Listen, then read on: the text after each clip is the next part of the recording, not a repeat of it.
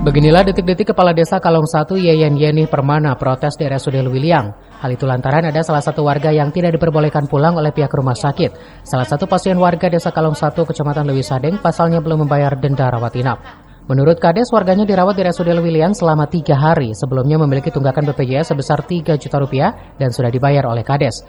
Namun pada Selasa pagi dirinya mendapat kabar dari keluarga pasien bahwa pasien sudah bisa pulang dan tinggal menunggu dokter dan menyelesaikan urusan administrasi pasien tersebut.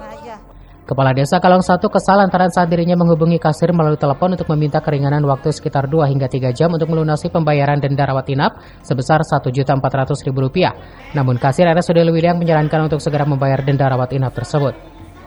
Pas itu ada telepon dari kadar, katanya, Bu, ini nggak bisa pulang kalau memang tidak dibayar yang sisanya Rp1.400.000. Uang apa lagi? Ini dendaannya buat ke BPJS. Tidak, Ibu akan bayar Rp1.400.000.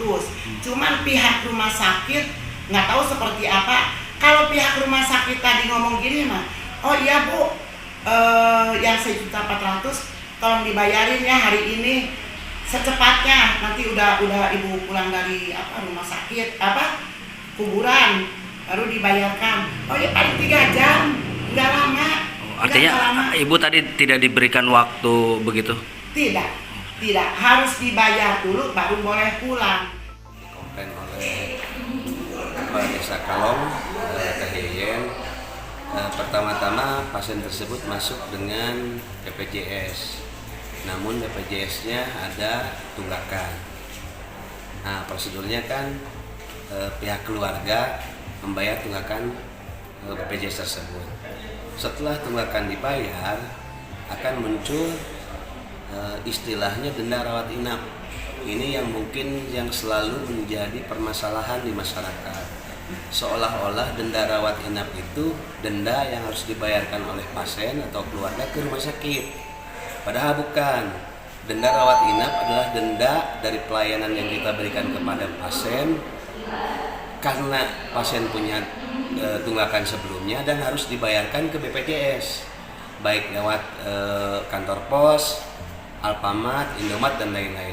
Nah, ini yang menjadi permasalahan utama, seolah-olah masyarakat menganggap bahwa denda rawat inap itu adalah denda yang harus dibayarkan ke rumah sakit. Dari Lewiliang, Kabupaten Bogor, Iman Abdurrahman melaporkan.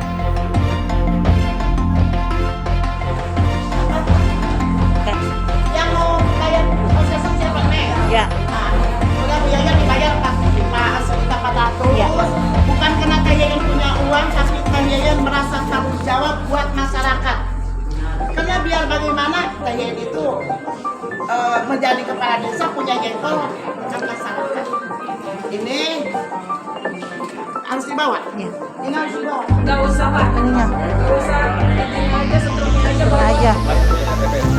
Gak usah ini aja. Yang ada rawat inapnya aja Pak. Iya. Baik, di pos. Iya, iya.